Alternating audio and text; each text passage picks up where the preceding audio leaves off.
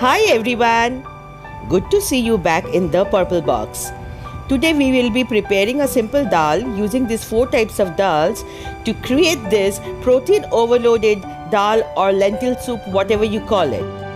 I say it's protein overloaded because not only does it have 4 types of dals, it also has paneer in it. Let's check out the ingredients. Towards the end, I will give you a list of the ingredients. You can take a screenshot. Moong dal or mung dal, arhar dal or tur dal, musuri dal or masoor dal, and finally biulig dal or urad dal. Take half cup of each type of dal together and soak them in normal water. 200 grams of paneer cut into very small pieces. 1 tablespoon jeera powder, 1 tablespoon dhania powder, 1 tablespoon haldi powder, 8 to 10 pods of garlic cut into small pieces, 1 tablespoon ginger paste, 2 big tomatoes, 2 tablespoons kasuri methi, half cup ghee and few chilies cut into small pieces. Soak the paneer cubes in water and in a microwave oven run it for 5 minutes. Then drain the excess water by placing them on a sieve. The paneers will go very soft. Sieve out the excess water from the soaked dal and then boil the dal and keep it aside. Heat some ghee on a pan and fry the paneer cubes.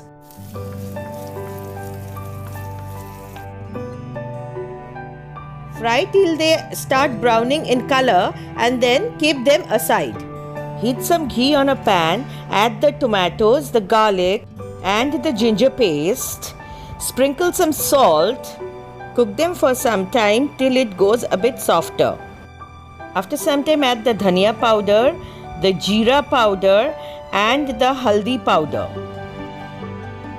Mix them and then let the tomatoes cook with the masalas for some time. Then very gently pour in the boiled dal.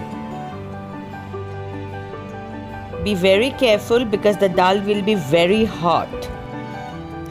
Gently mix the masala with the dal and wait for some time for the dal to reach a boil. Now add the red chili powder after it starts boiling. Remember one thing, for any cooking, the steps are very important. You'll find that people using the same ingredients create different tastes. So the sequence in which the masalas or whatever the ingredients are going is very important. After around 2 to 3 minutes, add the fried paneer pieces into the dal and let it cook for around 2 to 3 minutes.